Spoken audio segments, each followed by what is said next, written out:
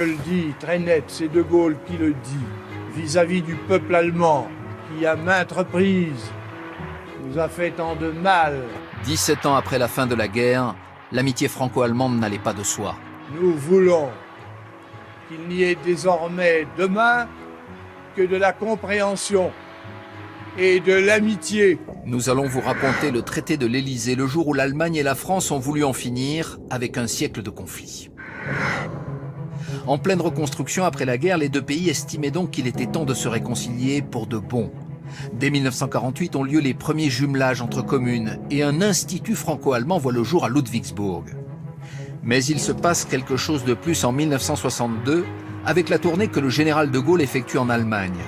Il y prononce une dizaine de discours appris par cœur devant des foules venues écouter l'ancien chef de guerre de l'ancien ennemi. Le dernier de ces discours a lieu ici, devant 7000 jeunes réunis dans ce château de Ludwigsburg. Et comme lors des précédents, De Gaulle s'exprime devant eux en allemand. Das heißt, Kinder eines großen Volkes, jawohl, eines großen Volkes.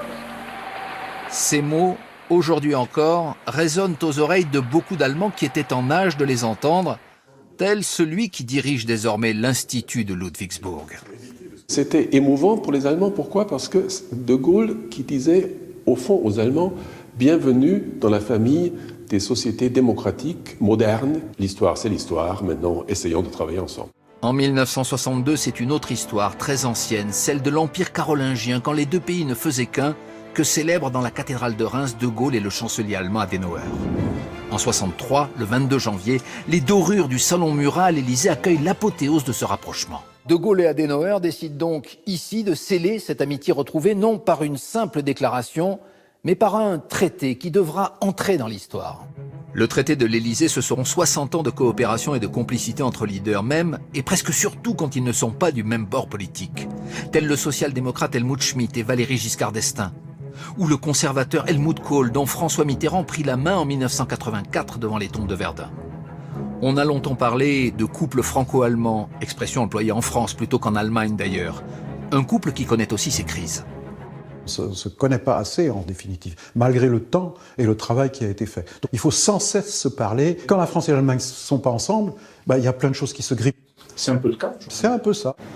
Parmi les réalisations concrètes du traité, l'OFAGE, l'Office franco-allemand pour la jeunesse, qui chaque année conduit des milliers d'échanges entre les deux pays. Mais dans quelle langue se parle-t-on? François Hollande lui-même avait fait un effort pour célébrer l'amitié, mais en France, la pratique de l'allemand ne cesse de chuter. Seuls 120 000 élèves le choisissent aujourd'hui en première langue, ils étaient 600 000 il y a 30 ans.